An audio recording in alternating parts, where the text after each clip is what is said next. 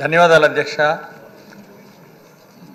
16వ శాసనసభకు స్పీకర్గా మీరు ఎన్నికైనందుకు ప్రత్యేక అభినందనలు అధ్యక్ష.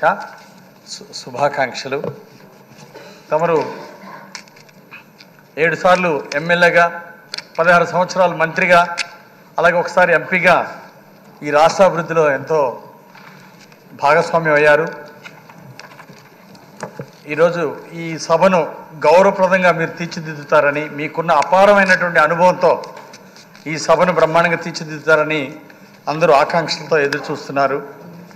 అలాగే గతంలో కౌరవ సభగా ఉంది, దీన్ని గౌరవ సభగా మీరు తీర్చిదిద్దుతారని, ఉన్నత ఆశయాలతో ఉన్నటువంటి మీలాంటి వారు ఈ సభాపతి అవటం మా అందరికీ చాలా గర్వకారణం.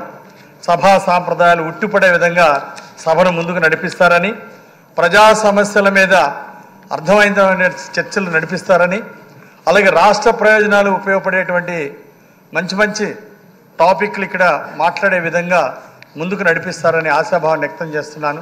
మీతో నాకు ఎంతో అవినాభావ సంబంధం ఉంది. నేను జిల్లా పార్టీ అధ్యక్షుడిగా ఉన్నప్పుడు అక్కడ ఇన్ఛార్జి మంత్రిగా ఉన్నారు.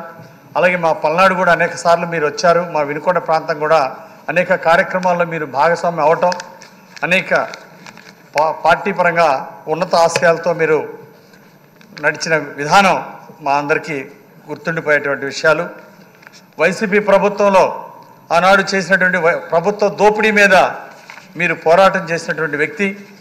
అలాగే జగన్ ప్రభుత్వంలో చెత్త మీద కూడా పన్నేసినటువంటి అంశాల మీద ఆ చెత్త ప్రభుత్వాన్ని ఘాటుగా విమర్శించినటువంటి రోజులు ప్రజలు ఎప్పటికీ మర్చిపోలేరు అధ్యక్ష.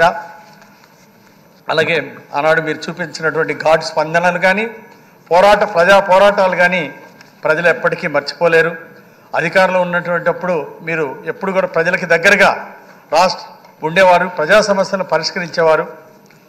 అలాగే ఈరోజు ప్రతిపక్ష నాయకుడు జగన్మోహన్ రెడ్డి, అలాగే వైఎస్ఆర్ పార్టీ ఎమ్మెల్యేలు ఈ సభకు రాకపోవడం చాలా దురదృష్టకరం అధ్యక్ష.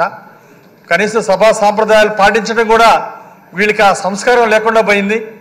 జగన్మోహన్ రెడ్డికి కానీ వాళ్ళ ఎమ్మెల్యేలకు కానీ ఈరోజు ఒక సభాపతిని ఎన్నుకునేటువంటి సమయంలో వారు ఇక్కడ లేకపోవటం, సభా సాంప్రదాయాల్ని గౌరవించలేకపోవటం ఇది చాలా దురదృష్టకరం.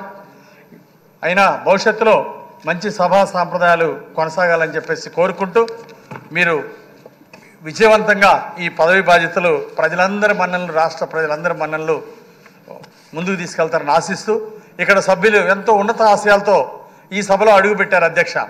మంత్రులుగా వచ్చినటువంటి వాళ్ళు, ఎమ్మెల్యేగా మొదటిసారి గెలిచి వచ్చినటువంటి వాళ్ళు వాళ్ళ ప్రాంతాన్ని ఎంతో అభివృద్ధి చేయాలని ఆకాంక్షతో ఆశయాలతో వచ్చారు.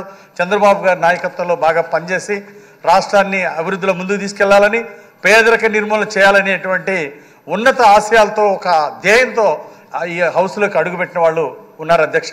వాళ్ళందరూ ఆకాంక్షలు నెరవేరే విధంగా ఇక్కడ అర్థవంతమైన చర్చలు జరుగుతూ ముందుకెళ్లాలని, ప్రజా ప్రయోజనాలను దృష్టిలో పెట్టుకొని ముందుకెళ్లాలని కోరుకుంటూ మరొక్కసారి మీకు శుభాభివందనలు తెలియజేస్తూ సెలవు తీసుకుంటున్నాను అధ్యక్ష.